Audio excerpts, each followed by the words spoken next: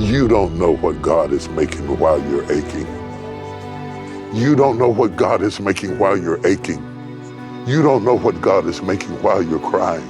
You don't know what God is making while you're lonely. You don't know what God is making while you're suffering. But I declare unto you, he is making something. You may feel dislocated. You may feel dislodged. You can't always see what the master is doing. Only when we look back, then we see that God had a plan when all we had was pain. Crushing is not prejudice. It comes to every person's life. We all experience seasons of death and desperation. Dreams dashed, relationships crumble, businesses fall, and it seems like you're going to die.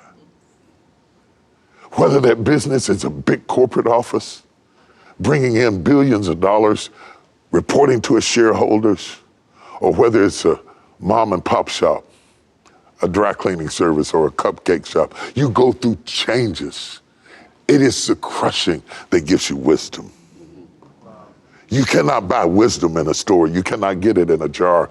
It is the crushing that gives you wisdom.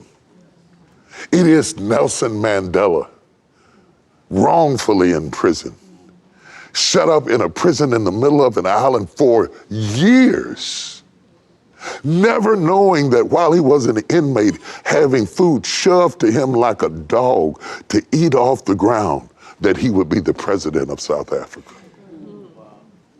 And if he had not endured the prison, he wouldn't make the presidency.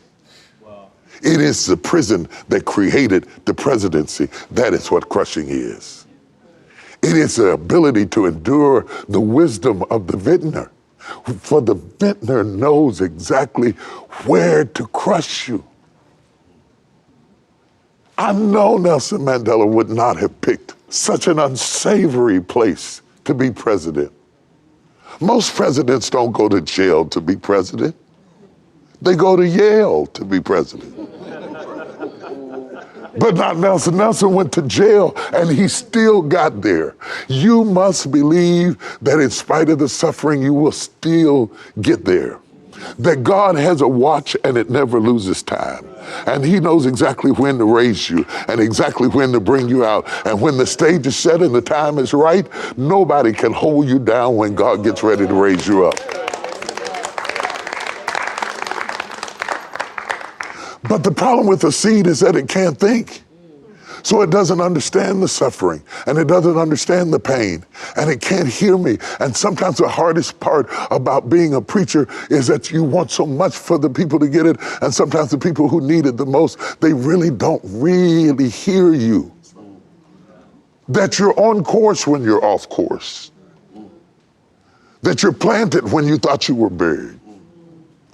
That the only way up is to go down. That everything in the kingdom is backwards. That if you exalt yourself, he'll abase you. If you abase yourself, he'll exalt you. Death is necessary to create life.